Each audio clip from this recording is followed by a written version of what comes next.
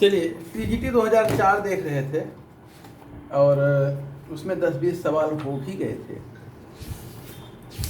उसी को आगे कंटिन्यू करते हैं।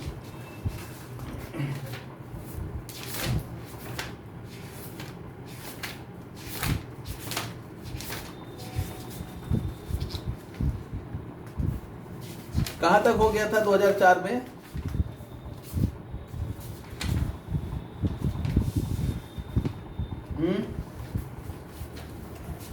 बोलिए भाई। नमस्ते। 25 नंबर 32। चलिए देखा जाए आगे। 32 हो गया था।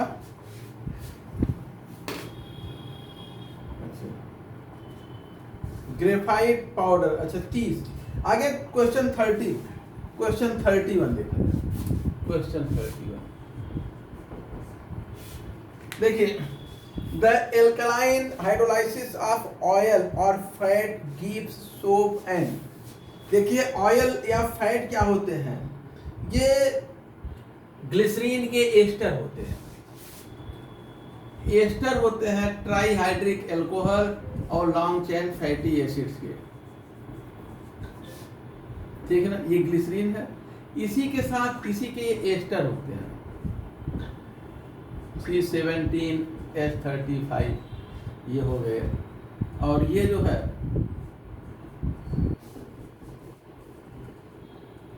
ये होते हैं जो फैट या ऑयल होते हैं, ये होते हैं फैट या ऑयल, ये होते हैं, ठीक है ना। फैट या ऑयल, इनको जब आप हाइड्रोलाइज करते हैं NaOH के साथ तो ये कास्टिक सोडा है। हाइड्रोलाइज होकर ये देते हैं ग्लिसरीन।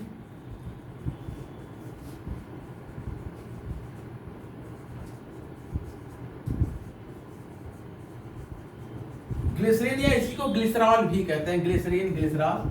और ये जो है सोप देता है 3 मॉलिक्यूल C17 H35 COONA। ये सोडियम स्टीरेट सोप होता है और ये ग्लिसरीन। प्रोसेस को सेपोनिफिकेशन कहते हैं।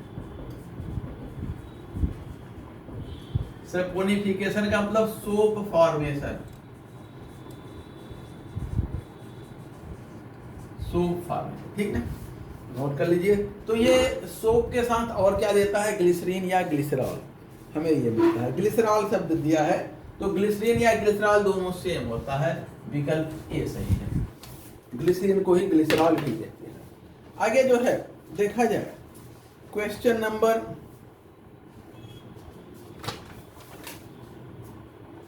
37, क्वेश्चन नंबर 37।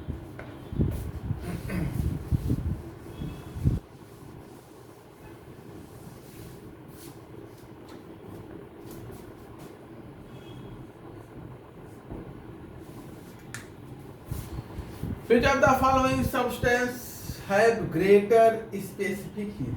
स्पेसिफिक हीट, विशिष्ट ऊष्मा किसकी सबसे ज्यादा होती है? यानी कि देखिए स्पेसिफिक हीट ज्यादा का मतलब कि हीट ज्यादा ले और टेम्परेचर में परिवर्तन कम। स्पेसिफिक हीट हम कैसे देखते हैं? दी गई heat divided by change in temperature. तो ये जो है पानी का सबसे अधिक होता है, लोहा दिया है, कॉपर दिया है, वाटर दिया है, मरकरी। तो स्पेसिफिक हीट जो है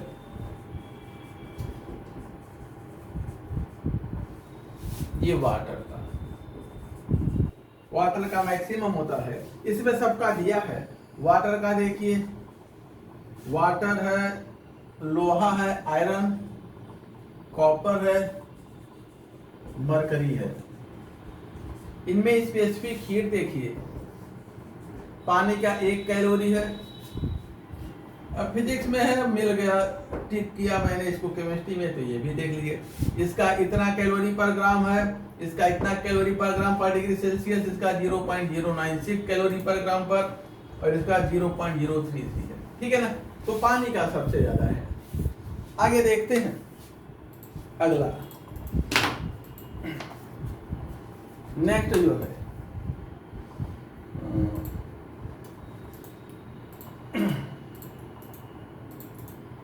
आगे आप लोग भी देखते चलिएगा, क्योंकि क्वेश्चन ठीक नहीं है, हमारी निगाह से कोई छूट जाएगा।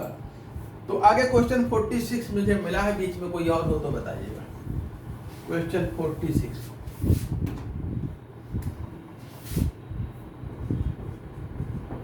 Question 46, among the following ions which one has the highest paramagnetism? Highest paramagnetism किस में होगा? जिसमें अनपेयर्ड इलेक्ट्रॉन ज्यादा होंगे। Paramagnetism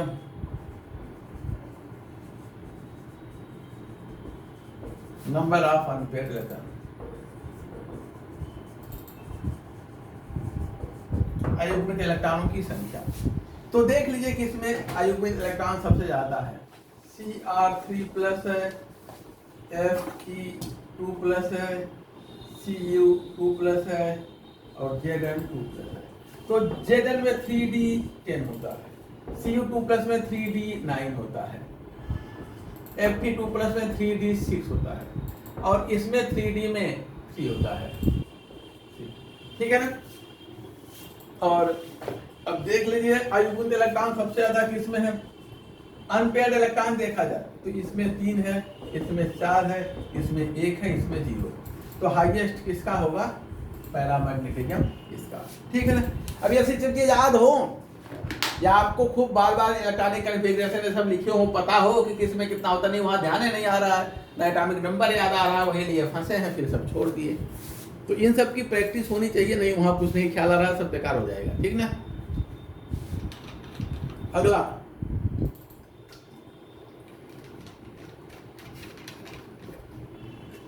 question number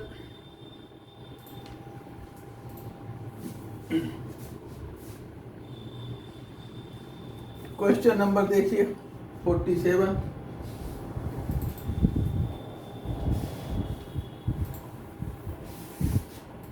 the transition metal compound absorb violet radiation in the visible region, its color would be, violet का जो complementary color होगा, violet का complementary orange होता है और वही आपको दिखेगा। जो कम्प्लीमेंट्री कलर होगा, एक हमने क्वांटिटेशन केमिस्ट्री में लिस्ट लिखाई है कम्प्लीमेंट्री कलर की, तो देखेंगे तो जो कम्प्लीमेंट्री कलर है वही होगा और वायलेट का कम्प्लीमेंट्री ऑरेंज होता है, इसको ध्यान रखिएगा। ठीक है, आगे देखते हैं question number 48, question 48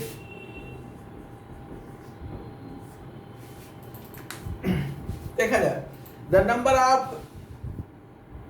number of ion first पर मॉलिक्यूल, इसके एक मॉलिक्यूल से कितने आयन निकलेंगे? Ni NH3 का 4 और Cl2,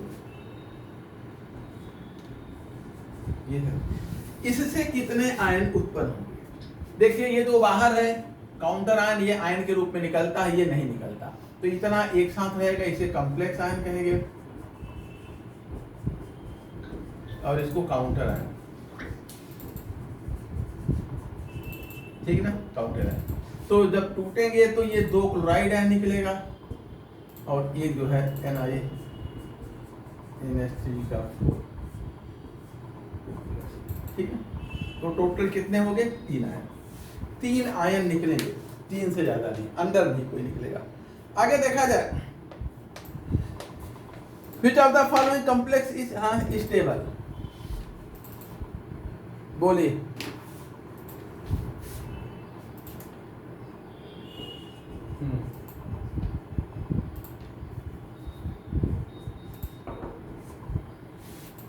हाँ, डी में जो है, जो ट्रांजिशन मेटल्स है उनका केवल डी का होता है, जो इनर ट्रांजिशन है उनका डी एफ दोनों लिया जाता है। ठीक है ना?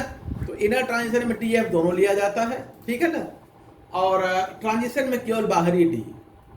ठीक है,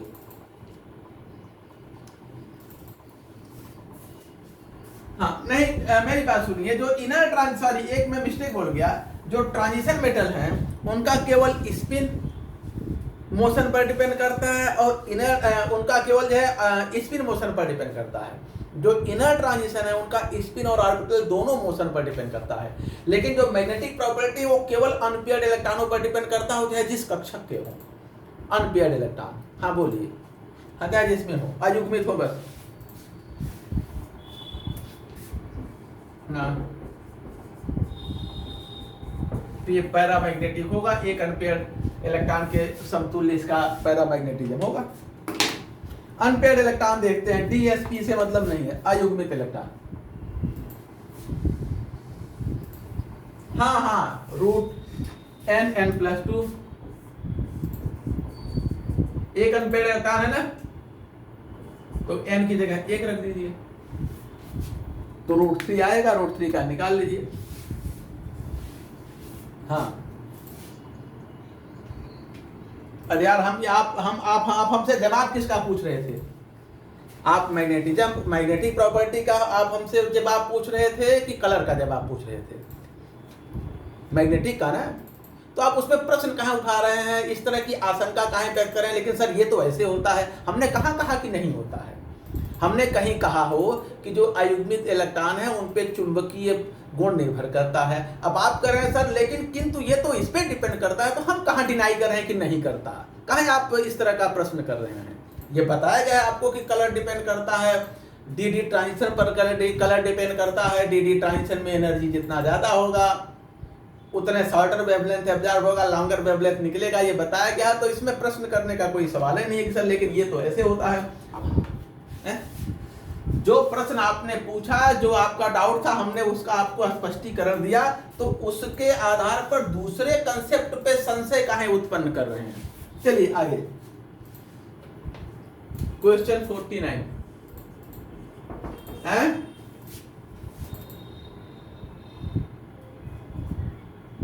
किसका? 48 का, 48 ना,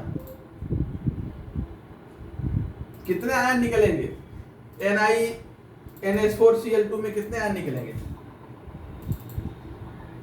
3 निकलेंगे। 3 बताया था, 3 लिखाया था ऐसे करके। आप लोग बोर्ड पे ध्यान नहीं देते हैं। चलिए देखा जाए, which of the following complex is stable? कौन सा कॉम्प्लेक्स स्टेबल है? देखा जाए, CdCl4 2- CdBr4 2- CdI4 2- और उसके बाद जो है CdCN4 2-। ठीक है ना? यहां पर देखा जाए, यहां पर कैडमियम +2 ऑक्सीडेशन स्टेट में सभी में है। ठीक है ना? कैडमियम में क्या होता है? 4D, कैडमियम देखिए, कैडमियम क्या होता है? 4D10 और 5S2 +2 स्टेट में है, तो इसका ये खाली है। ठीक है ना? 5 3D और 4S में 0 होगा। ठीक है,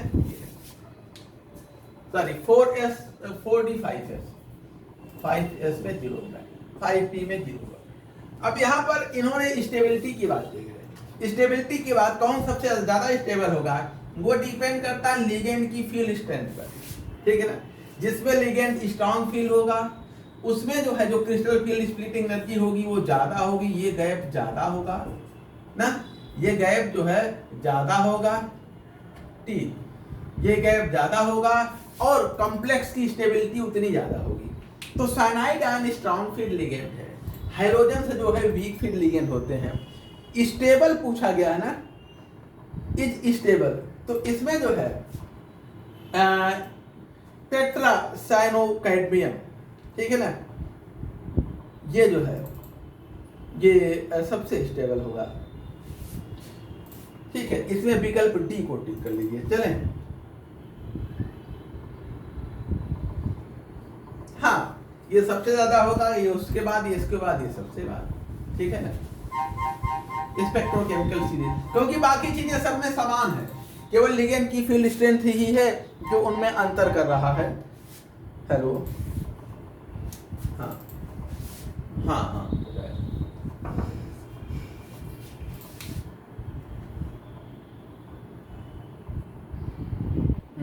किस सब्जेक्ट में पढ़ते थे आप? द कंपाउंड 1,2-ब्यूटाडाइन है।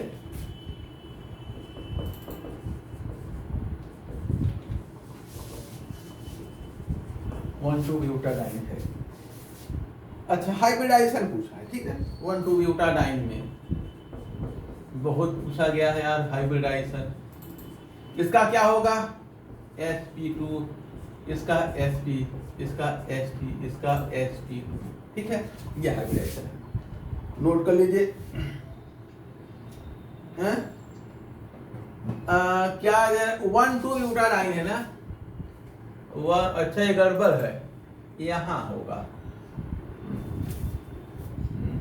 1,2-ब्यूटाडाइन, 1,3 नहीं, लेकिन 1,2 नहीं दिया, 1 और ये दिया है ना।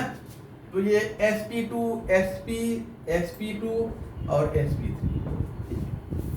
sp2, sp2, sp3, sp, ठीक है, नोट कर लीजिए। हेलो, चलें आगे देखते हैं।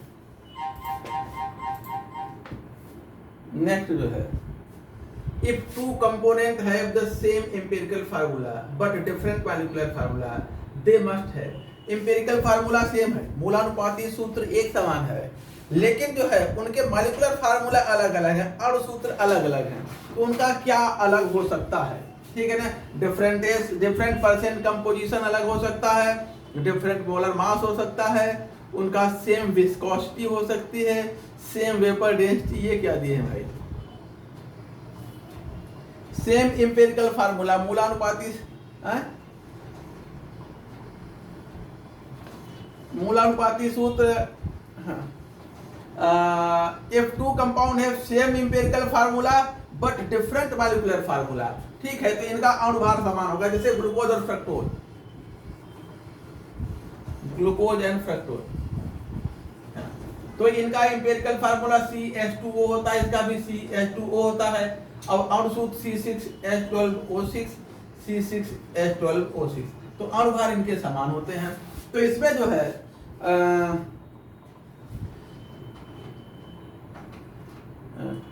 अणुभार समान,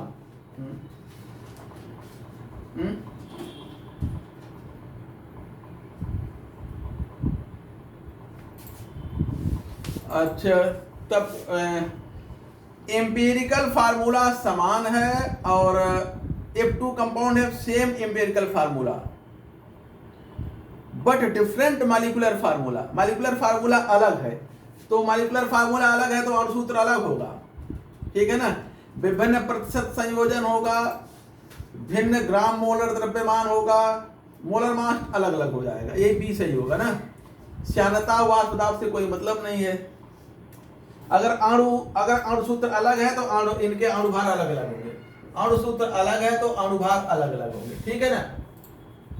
जैसे ये हो सकता है C2H4O2 और C6H12O6, दोनों का जो आप देखेंगे, दोनों का एम्पिरिकल फार्मूला यही है, लेकिन इसका अणु सूत्र कुछ और है, इसका अणु सूत्र कुछ और है, इसका अणुभार अलग है, इसका अणुभार अलग है, यानी इनके मॉलिक्यूलर वेट अलग होंगे, भिन्न molar mass, different molar mass, ठीक है ना।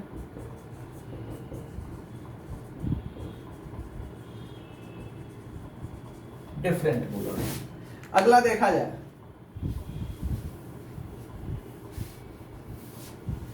Question 52, IUPAC name of the compound having the formula. ये कंपाउंड है, इसका IUPAC नेम बताना है।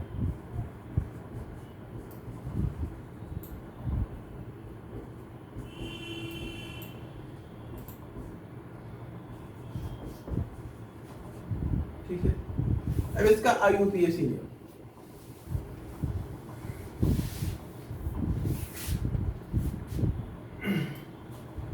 क्या होगा? 1 2 3 4 C3 डाइमेथाइल,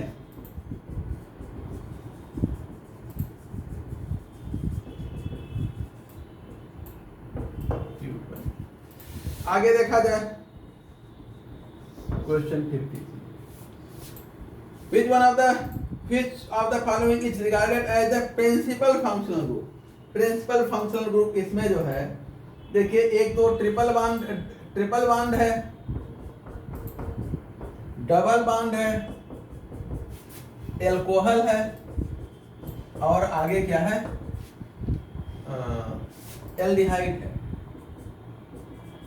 तो इनमें सबसे मुख्य ये है, प्रिंसिपल फंक्शनल ग्रुप ये होगा, वरिष्ठता क्रम ये है इनका, ये सबसे लो वरीयता का, ये सबसे अधिक, तो यही मुख्य होगा। आगे देखा जाए, the number of isomers in C17H16, बताइए भाई।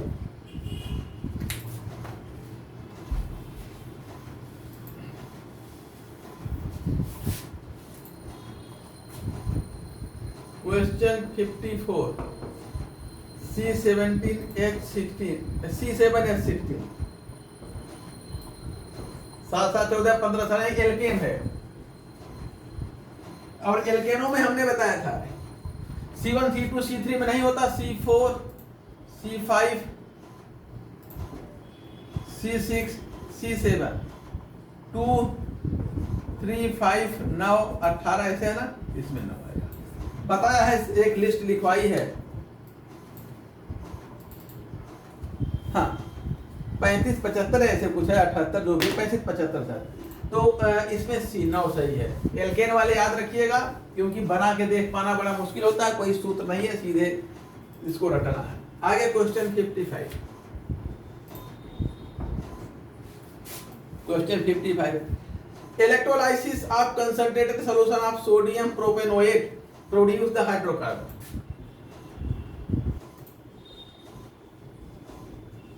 इसकी इलेक्ट्रोलाइसिस करेंगे तो क्या मिलेगा आपको, देखिए पहले इसका हम लोग कोलब्रेज इलेक्ट्रोलाइसिस करते हैं, ये मिलता है, फिर यहां से टूटता है,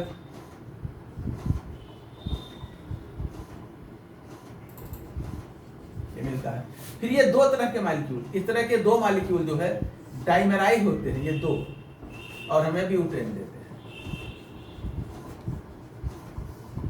तो N butane.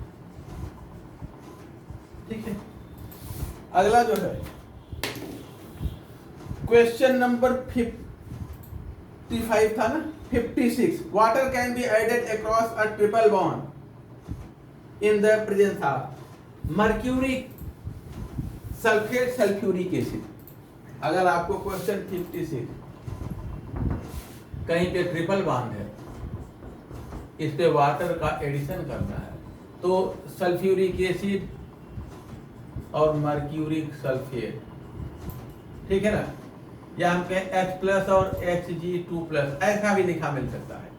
Sulphuric acid mercuric sulphate की प्रेजेंस में वाटर का एडिशन होता है ट्रिपल बॉन्ड पर, ठीक है ना।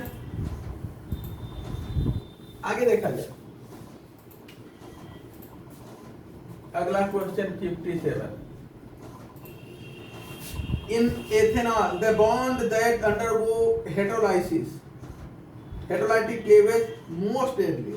तो देखा जाए यहाँ पे कौन सा बॉन्ड सरलता से टूटता है, हेटेरोलाइसिस पूछा है, होमोलाइसिस नहीं। CH3 CH2 और OH, ये है ना, इस बॉन्ड की हेटेरोलाइसिस यानी कि इस तरह से बॉन्ड ब्रेकिंग, एक ही तरफ दोनों इलेक्ट्रॉन जाए, एक ही तरफ दोनों इलेक्ट्रॉन जाएंगे, जाने वाला कब कौन टूटेगा सबसे सरलता से, कार्बन और ऑक्सीजन बॉन्ड। इस पे प्लस चार्ज है, यहाँ एक प्लस आई इफेक्ट जुड़ा है,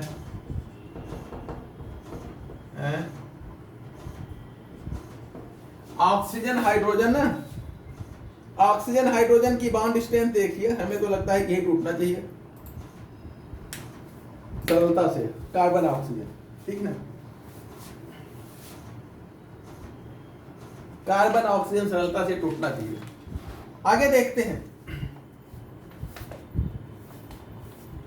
नेक्स्ट जो है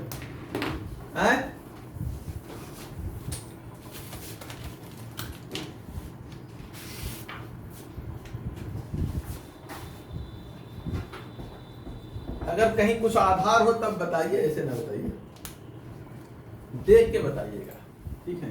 question 58, the compound 1 butyne and 2 butyne can be distinguished by 1 butyne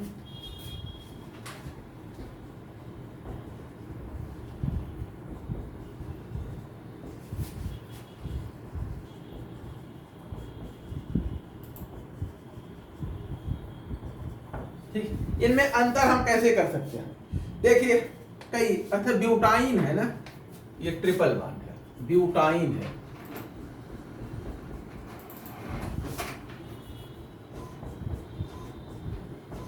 देखा जाए टर्मिनल एल्काइन है ना, एसिडिक है ये जो है क्यूप्रस क्लोराइड के साथ क्यूप्रस एसेटाइट का रेड प्रेसिपिटेट देगा Cu2Cl2 के साथ, ये रेड प्रेसिपिटेट देगा क्यूप्रस एसेटिलाइट का।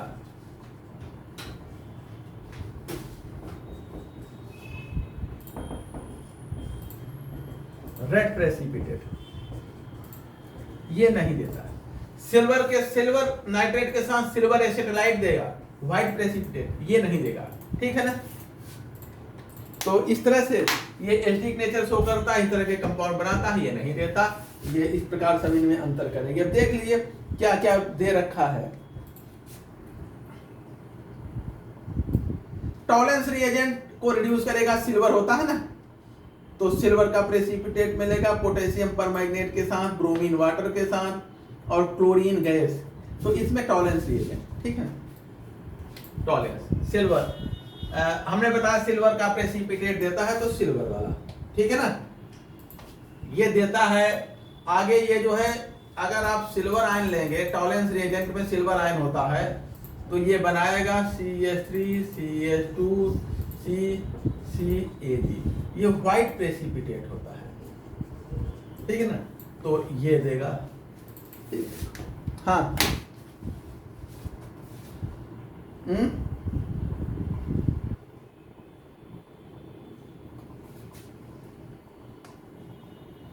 Tollens reagent ammoniacal silver nitrate होता है। टॉलेंस रिएजेंट में सिल्वर नाइट्रेट होता है। टॉलेंस रिएजेंट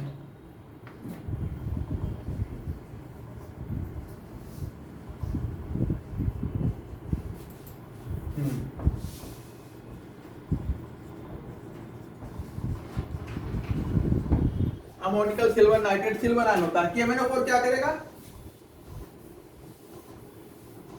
KMnO4 क्या करेगा? हाइड्रोजन निकाल के क्या बना देगा, फिर अगला क्या बनेगा? वो एल्काइन का पोटेशियम परमैंगनेट के साथ ऑक्सीडेशन देखिए क्या हाइड्रोजन निकलता है। डबल बॉन्ड पे ऑक्सीजन जुड़ता है, ट्रिपल बॉन्ड पे ऑक्सीजन जुड़ता है, हाइड्रोजन नहीं निकलता, और दोनों में जुड़ेगा, ठीक है ना। और ये अमोनिकल सिल्वर नाइट्रेट होता है, ये Ag+ होता है और OH- होता है, ठीक है ना। सॉरी NH4+ होता है, नाइट्रेट आयन होता है, तो ये सिल्वर आयन है, ठीक है। आगे हाँ एसिडिक हाइड्रोजन को रिप्लेस कर देगा। 59 The direct iodination of benzene is not possible because benzene का डायरेक्ट आयोडीनेशन पॉसिबल नहीं होता है। क्यों? क्योंकि आयोडीन जो है, अगर आप चाहें कि डायरेक्ट I+ इस पे जोड़ दें तो ये पॉसिबल नहीं होता है। कारण क्या है देखिए, iodine is an oxidising agent. अच्छा, resulting CH2I is a reducing agent और रिड्यूसेस HI इनटू आयोडीन, और HI is unstable, the ring get deactivated. नहीं, ऐसा कुछ नहीं, B सही है। अगर आप आयोडीनेशन करेंगे ना, आयोडीनेशन करेंगे आयोडीन के साथ, और मान लीजिए FeCl3 लेते हैं, AlCl3 लेते हैं, तो ये मिलेगा I + HI। ये जो है ये क्या है, स्ट्रॉन्ग, ये स्ट्रॉन्ग रिड्यूसिंग एजेंट है, ये रिड्यूस करता है ARI into I2। ये ARI को AR में, ठीक है, एल्किल आयोडाइड को जो है यहाँ से आयोडीन निकाल करके और यहाँ हाइड्रोजन दे देता है और I2 बन जाता है, ठीक है। जिस तरह से हम एल्केन का मेथेन का आयोडीनेशन नहीं कर पाते ना, मेथेन को आयोडीन से रिएक्शन कराते हैं तो CH3I बनता है प्लस HI, ये फिर से इसको इसमें बदल देता है। तो हम किसी स्ट्रॉन्ग ऑक्सीडाइजिंग एजेंट की प्रेजेंस में कराते हैं हाइड्रोक्लोरिक एसिड या नाइट्रिक एसिड की प्रेजेंस में। उसी प्रकार से ये भी है, जिस तरह से एल्केन का आयोडीनेशन नहीं संभव है, उसी तरह से बेंजीन का आयोडीनेशन डायरेक्ट संभव नहीं है। अगला देखते हैं question number 60। Hydrogen bonding is maximum in, देखा जाए पहला एथेनॉल, दूसरा है डाइएथाइल ईथर,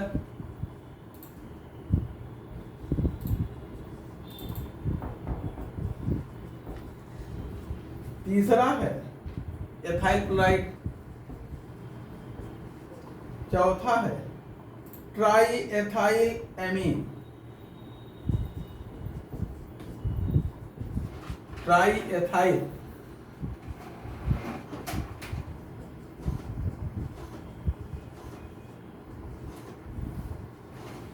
तो इसमें 2 हाइड्रोजन बांड बनेगा, 2, इसमें कोई नहीं बनेगा, इसमें कोई नहीं, इसमें कोई नहीं, तो इसी में पहले में अधिकतम है।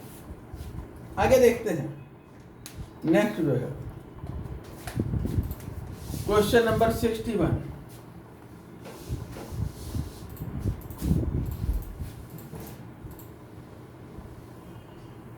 ये आयन एक्टिवेट ग्रुप, ये क्या है? अच्छा, देखा जाए विकल्प से लगता है कि बेंजीन रिंग में जो एक्टिवेट ग्रुप होते हैं, बेंजीन रिंग की एक्टिविटी बढ़ाने वाले कौन से होते हैं, ठीक है ना। तो जो एक्टिवेटिंग ग्रुप होते हैं, जो एक्टिवेटिंग ग्रुप है प्लस आई इफेक्ट शो करने वाले, ये किसकी बढ़ाते हैं? ऑर्थो एंड पैरा, ठीक है। एक्टिवेटिंग ग्रुप ऑर्थो और पैरा पोजीशन की एक्टिविटी को बढ़ाते हैं, ठीक है। ऑर्थो पैरा की इलेक्ट्रॉन डेंसिटी को बढ़ाते हैं। अगला ये भी पढ़ा चुके हैं बेंजीन में, सब बताएं। Question 62, which of the following alcohol is expected minimum boiling point, किसका बॉइलिंग पॉइंट सबसे कम होगा? तो देखा जाए ब्यूटेन 1 ऑल, 1 2 3 4 5 4, दूसरा है ब्यूटेन 2 ऑल, तीसरा है पेंटेनॉल,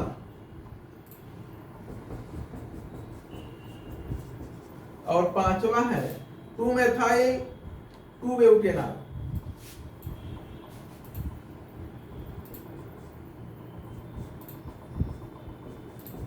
यही है 2 मेथाइल 2 ब्यूटेनॉल। इसमें पूछे हैं मिनिमम बॉइलिंग पॉइंट, तो बॉइलिंग पॉइंट जो है जिसमें मोलर मास, जैसे इनके मोलर मास ज्यादा है, इनमें 5-5 कार्बन है, ये तो बाहर हो गए फाइट से। मॉलिक्यूलर वेट जहां कम होता है वहां बॉइलिंग पॉइंट कम होता है। अब इन दोनों का मॉलिक्यूलर वेट बराबर है, लेकिन ये लीनियर है और ये थोड़ा सा कैसा है? साइक्लिक है। और दूसरा जो है यहां पर साइक्लिक है, सरफेस एरिया कम है, और यही होगा, इसी का जो है सबसे कम होगा, साइक्लिक। मिनिमम पूछा है ब्यूटेन 2 वाले ही होगा, ठीक है ना। आगे देखते हैं। हाँ ब्रांचिंग ज्यादा है तो ठीक, तो क्या दिक्कत है? ब्रांचिंग से क्या दिक्कत है? अरे मॉलिक्यूलर वेट ज्यादा है भाई, मॉलिक्यूलर वेट में 5 कार्बन, इनमें 4 कार्बन वाले हमने पहले फाइट से बाहर कर दिया। जैसे आप जो है 50 केजी के हैं, अगला भी 50 केजी का है, अगले 30 केजी के हैं, फिर जो है 30 केजी के हैं, तो ये हाईबी वाले पहले बाहर हो गए। अभी इन तीनों में हमें देखना है, डाइपोल दोनों में OH वैसे बराबर है, हाइड्रोजन बांड दोनों में बराबर है, यही सरफेस एरिया के आधार पर अंतर करना है। मॉलिक्यूलर वेट बराबर है, डाइपोल बराबर है, हाइड्रोजन बांड बराबर है, सरफेस एरिया ही बचता है, ठीक ना। ऐसे तो हाँ, एक लंबा एक चौड़ा। आगे देखते हैं। अगला जो है 63, क्वेश्चन 63।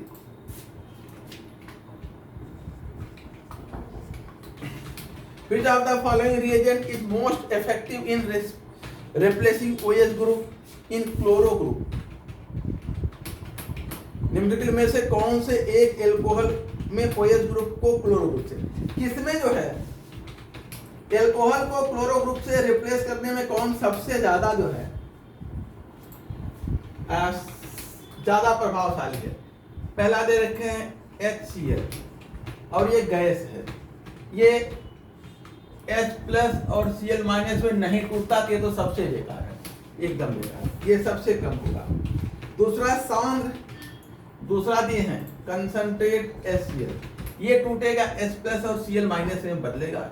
ये H जो है किस पे, OH पर जुड़ेगा और ये ROH2+ बनाएगा और ये निकलेगा। तीसरे में जो है C में SOCl2 है, SOCl है और चौथे में जो है SOCl2 है। इसी में देखिए यही सबसे तगड़ा है, सल्फर एक ऑक्सीजन है, इधर 2 क्लोरीन है और OH जहां इस पे अटैक किया,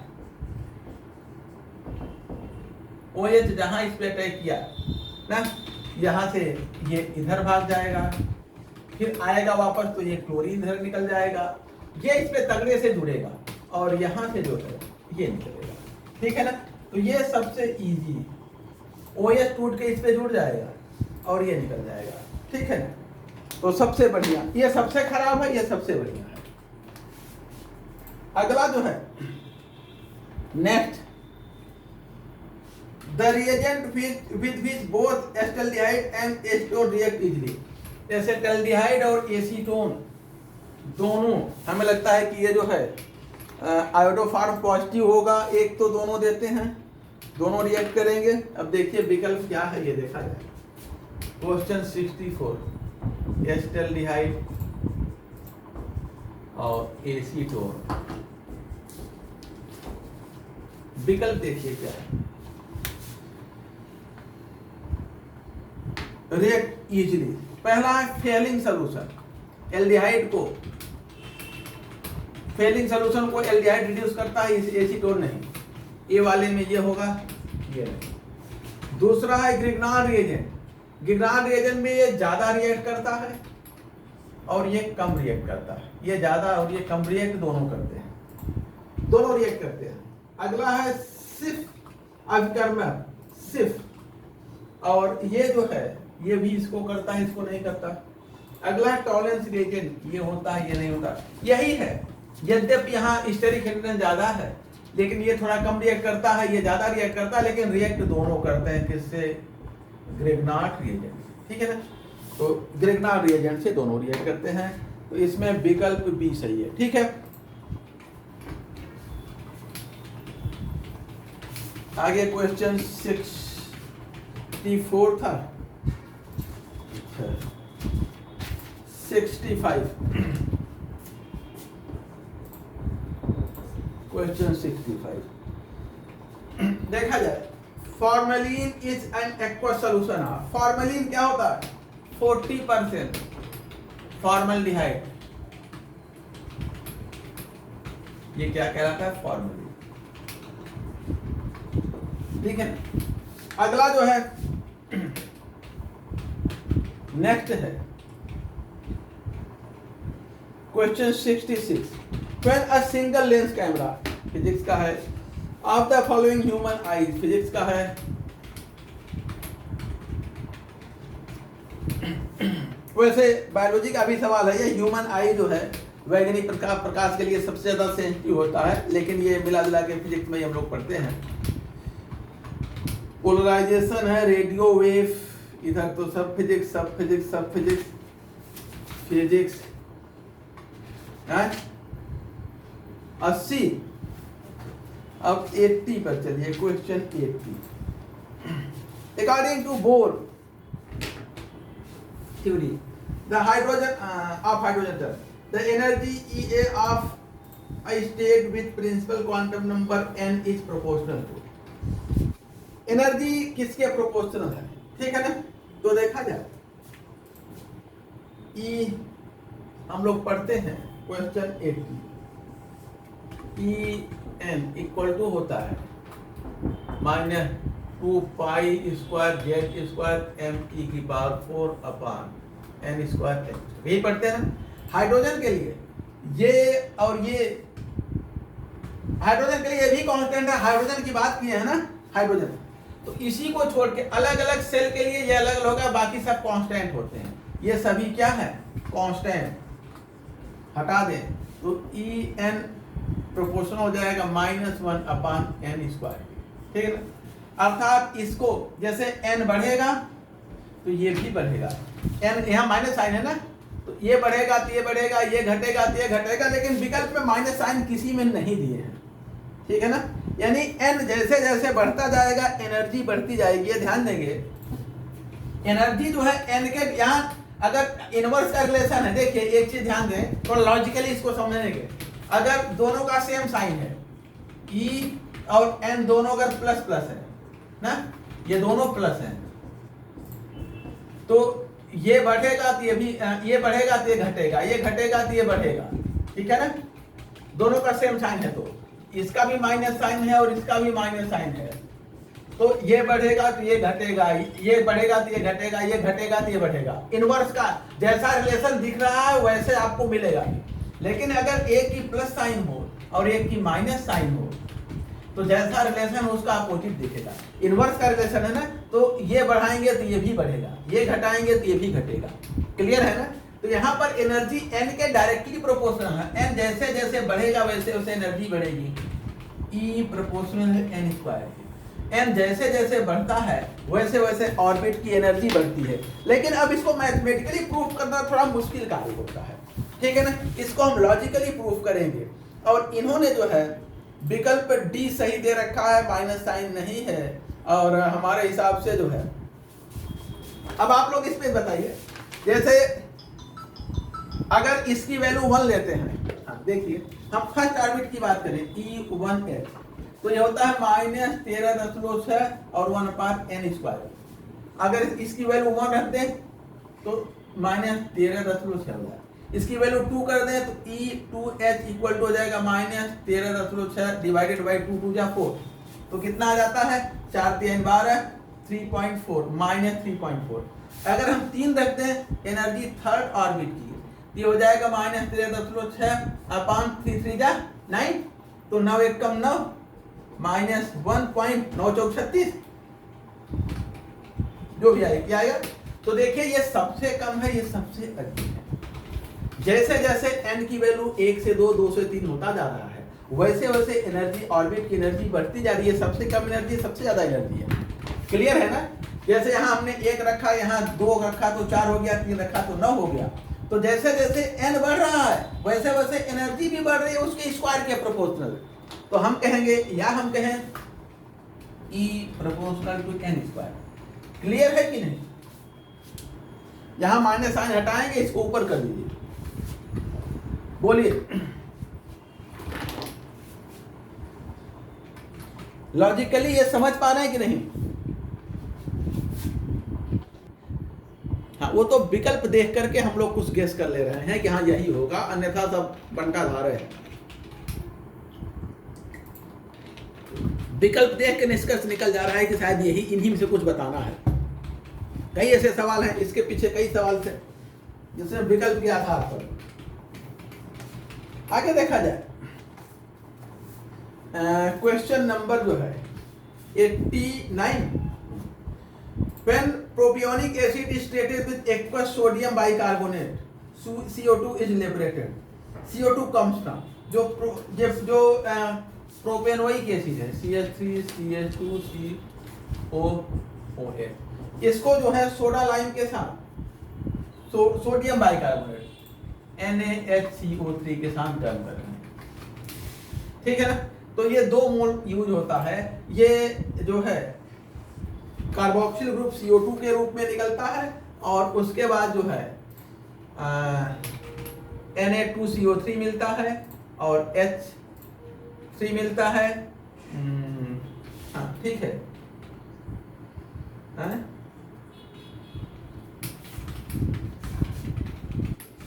हाँ तो CO2 निकलता है कि नहीं निकलता है ये बताइए। CO2 निकलता है ना, तब यार चाहे जो बने अंत में CO2 निकलता है इससे कि नहीं? ये निकल जाता है। CO2 कहां से निकलता है इनका पूछना है कि इसका CO2 है किसका CO2 है। तो ये प्रोपेनोइक एसिड से CO2 निकलता है, ठीक है ना। CO2 यही टूटता है, ये निकलता है CO2। इसमें जो है इन्होंने पूछा है propanoic acid is treated with aqua sodium bicarbonate, CO2 liberate होता है। CO2 कहां से आता है? CO2 कहां से आता है? CO2 कार्बोक्सिलिक एसिड से आता है, ठीक है ना। CO2 कहां से आता है? कार्बोक्सिलिक एसिड से आता है, ठीक है।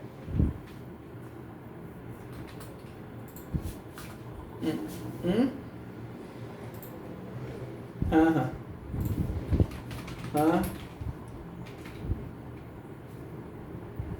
जब हाँ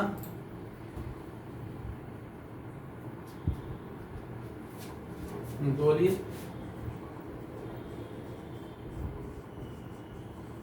प्लस एक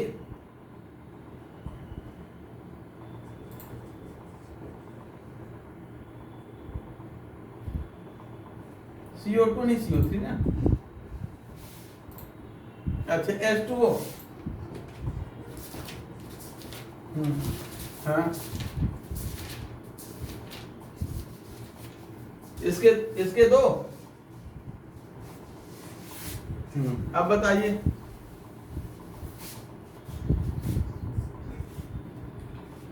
Na2CO3 प्लस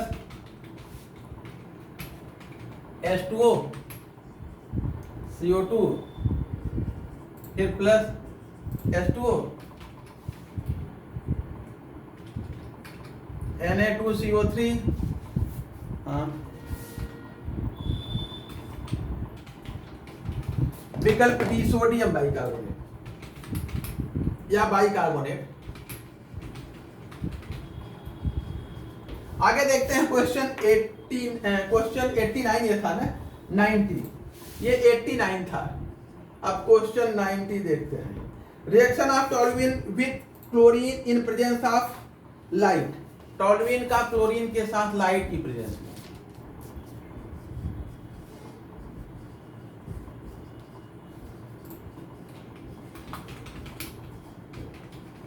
बेंजील क्लोराइड, ठीक है। इसमें जो है बेंजील क्लोराइड, विकल्प बी सही है। अगला देखते हैं question 91। A gaseous mixture contain oxygen and nitrogen in the ratio of 1/4/8, 1:4/8, ठीक है ना। The ratio of the number of molecules, oxygen और नाइट्रोजन पहले, ऑक्सीजन पहले है, ऑक्सीजन और नाइट्रोजन मान ले कि ये 1 ग्राम है तो ये 4 ग्राम है, और इनका पूछा है नंबर ऑफ मॉलिक्यूल्स। तो ऑक्सीजन कितना होगा? 1/32, 1/32 मोल, और ये होगा 4/28 मोल। यही ज्यादा है, इसके मोलों की संख्या ज्यादा है तो मॉलिक्यूल भी क्या होंगे? ज्यादा होंगे। तो नाइट्रोजन, अच्छा इसमें रेशियो पूछा है क्या? तो रेशियो अब निकाल डालिए, ये हो जाएगा 1/32 ऑक्सीजन इज टू 4/28, तो 4×7=28। ऐसा कुछ करें कि ऊपर जो है कितने से गुणा कर दें? 32 से गुणा कर दें, तो 32 4 × 32 28 है, हो गया। ये 1 हो गया, और ये जो है क्या जाएगा? 4×7=28, लेकिन फिर फ्रैक्शन में ही आएगा। 32/28 आएगा। इसको अगर हम इधर कर दें, हाँ देखिए, तो इधर 1 बचा है, 1:4/32/28 है, इसको इधर कर दें, ये हो जाएगा 1/4 × 32/28, तो फिर भी वही आएगा, 4×7 कट जाएगा, फ्रैक्शन में ही आ रहा है। अच्छा, अब जो है, अच्छा ये कट जाएगा 7, इधर कर दें तो 7 32, ठीक है। 7 32 का विकल्प एक है और यही विकल्प सी सही भी है। आगे, member of which of the following have similar chemical properties, isotope, isobar, allotrope. जो आइसोटोप होते हैं समस्थानिक होते हैं, उनका जो है, जो आइसोटोप होते हैं समस्थानिक होते हैं, उनका पीरियोडिक टेबल में पोजीशन सेम होता है, उनका इलेक्ट्रॉनिक कॉन्फ़िगरेशन सेम होता है, उनकी केमिकल प्रॉपर्टीज सेम होती हैं। आगे question 93, the number of electron that can be accommodated in 3p orbital, 3p atomic orbital। 3p orbital में कितने इलेक्ट्रॉन होते हैं?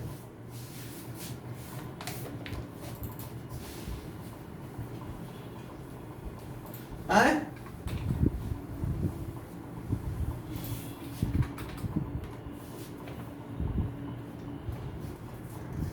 क्या आती है?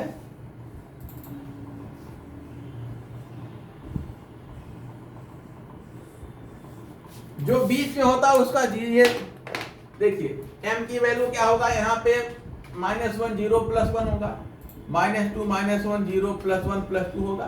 तो जिसके लिए 0 होगा वो pz होगा, यहाँ जिसके लिए 0 है वो pz² होगा। बीच वाला जो 0 होता है जिसके लिए m की वैल्यू, वो हमेशा किस एक्सिस पे होता है? z एक्सिस पे। जिसके लिए m की वैल्यू 0 है वो z एक्सिस पर होता है, ठीक है। तो देखा जाए क्वेश्चन कौन सा था? 93, 3p ऑर्बिटल में कितने इलेक्ट्रॉन होते हैं? बोलिए भाई, 3p ऑर्बिटल में कितने इलेक्ट्रॉन होते हैं? हैं? 6। ऑर्बिटल में पूछा है, p ऑर्बिटल 2 इलेक्ट्रॉन। किसी भी ऑर्बिटल में, किसी भी s ऑर्बिटल हो, सबसेल नहीं पूछा गया है। अगर हम कहें s subshell, p subshell, d subshell, तो यहां 2 6 10। ऑर्बिटल की बात करें, s orbital, p orbital, d orbital, तो किसी भी ऑर्बिटल में अपोजिट स्पिन के साथ अधिकतम 2 इलेक्ट्रॉन। तो 2 इलेक्ट्रॉन हो गए। ऑर्बिटल चाहे जो हो, s orbital, p orbital, d orbital, f orbital, चाहे 3p हो, चाहे 4p हो, चाहे 5p हो, चाहे जो ऑर्बिटल हो, किसी भी ऑर्बिटल में अपोजिट स्पिन के साथ अधिकतम 2 इलेक्ट्रॉन रह सकते हैं, 6 इलेक्ट्रॉन नहीं। 6 तो उपकोष में होते हैं। अगला जो है,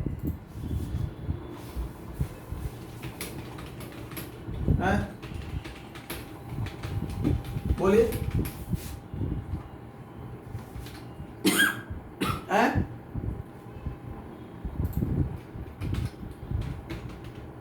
हाँ,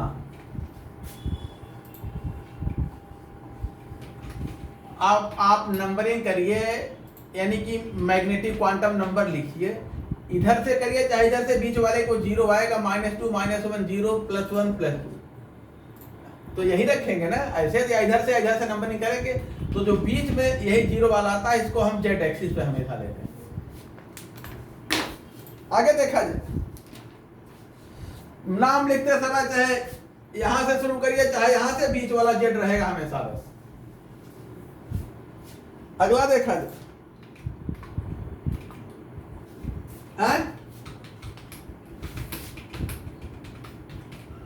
हाँ, ऑर्बिटल में 3p ऑर्बिटल में कुल इलेक्ट्रॉन, तो देखिए 3p, ये भी 3p है, ये भी 3p है, ये भी 3p है, ठीक है ना। अब एक को हम x मान लेते हैं, एक को y मान लेते हैं, एक को z। इसमें कितने इलेक्ट्रॉन अधिकतम रह सकते हैं? 2। इसमें भी 2, इसमें भी 2, उससे ज्यादा नहीं रह सकते। किसी भी ऑर्बिटल में विपरीत चक्रण के साथ अधिकतम 2 electron.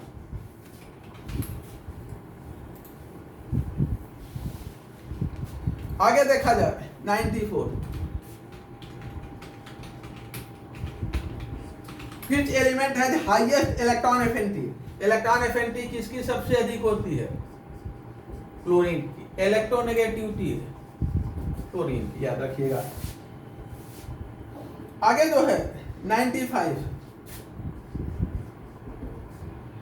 The element with the largest size among the following, किसका साइज सबसे अधिक है? इधर से इधर जाते हैं तो साइज डिक्रीज करता है, इधर से इधर जाते हैं तो साइज इंक्रीज करता है, ऐसे चलते हैं तो लगभग समान बना रहता है। तो इसमें देखिए लिथियम की स्थिति यहां है, उसके बाद जो है मैग्नीशियम, लिथियम है, बेरिलियम है, मैग्नीशियम है, इनकी लगभग समान होगी। उसके बाद जो है बेरियम है, कैल्शियम है, स्ट्रांसियम है, बेरियम यहाँ बड़ा नीचे है। उसके बाद लिथियम, सोडियम है, पोटेशियम है, रुबिडियम है ना, rubidium, beryllium, magnesium, calcium, strontium, barium है, लिथियम, सोडियम, पोटेशियम, रुबिडियम, इसके बाद सीजियम आता है। तो मिलता है बेरियम की ही सबसे बड़ी होनी चाहिए। एक इससे नीचे जा रहा है ना, एक सेल पूरा जुड़ रहा है, और इसमें जो है रुबिडियम इससे एक ऊपर ही है, डायगोनली ये इसके डायगोनल पे है। तो हमें तो बेरियम का लग रहा है, बेरियम का स्थिति तो सही लिखा है, लिथियम है, सोडियम है, पोटेशियम है, रुबिडियम है, यहाँ बेरिलियम है, मैग्नीशियम है, कैल्शियम है, स्ट्रांसियम है, और ये बेरियम है। ये इनके समकक्ष है, इससे छोटा ये, इससे छोटा ये, इससे छोटा ये, इससे छोटा है, लेकिन इससे बड़ा ये होना चाहिए। अगले आवर्त में आ जा रहा है ना, तो मेरे हिसाब से तो यही लग रहा है रुबिडियम, बेरियम, सॉरी बेरियम। अब आप लोग देख लीजिएगा रेडियस जहां पे वैल्यू दिया है, अगर वहां पे देख सकते हैं तो देख लीजिए, चेक कर लीजिए इनमें क्या रिलेशन है। आगे देखते हैं, इसका 200, इसका 200 नहीं, रेडियस की देखिए, मास नंबर नहीं, रेडियस अगर कहीं से मिल जाए एक्यूरेट 200,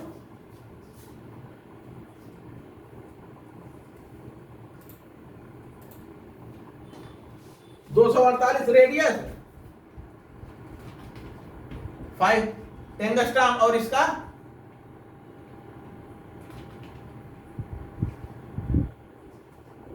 एंगस्ट्रॉम, तो इसका मतलब कि ये सही है, यही बराबर, ठीक है ना, बना दीजिए। रुबिडियम सबसे ज्यादा है। आगे देखते हैं 96, सेल ज्यादा है, लेकिन अब चूंकि इधर से इधर जाने पर इफेक्टिव एटॉमिक नंबर बढ़ रहा है, तो इफेक्टिव एटॉमिक नंबर जैसे इससे छोटा ये है, इससे छोटा ये, इससे छोटा ये है, अब इसके नीचे ये है, तो इसी आधार पर मुझे लग रहा था शायद ये बड़ा हो, लेकिन जो है इधर अंदर लास्ट में आने पर एफ ब्लॉक के भी एलिमेंट एफ सबसेल में आते हैं, इफेक्टिव एटॉमिक नंबर इसका कुछ ज्यादा है, जिसकी वजह से ये छोटा है। आगे देखते हैं क्वेश्चन 96, जिसका फैक्ट पता चल गया, उसमें अब कोई कुतर्क नहीं किया जा सकता ना, जब एक्चुअल वैल्यू मिल गई। आगे which of the following salt is not soluble in water, कौन सा सॉल्युबल है, बेरियम कार्बोनेट, ठीक है ना, इनसॉल्युबल है, सफेद अवक्षेप होता है, व्हाइट प्रेसिपिटेट, कैल्शियम का, बेरियम का, इन सब का। आगे जो है क्वेश्चन 97, सारे सवाल केमिस्ट्री के ही हैं क्या यार। 97, the octet rule is not valid for the molecule, तो ऑक्टेट रूल किसके लिए वैलिड नहीं है। अब यहां पर देखिए, हमें लगता है कि CO है, CO, ठीक है ना, इसमें सभी के स्टेप पूरा नहीं हो पाते। आगे जो है, अब एक और विकल्प है H2O पर अप्लाई करने कोई सवाल नहीं है, क्योंकि हाइड्रोजन उस वर्ग में आता ही नहीं है। अगला जो है question 98, which of the following compound has the line structure, line structure किसके पास है, एसिटिलीन, डी वाला। आगे both ionic and covalent bond are present in, ionic और कोवैलेंट NaOH में, पहला है Na,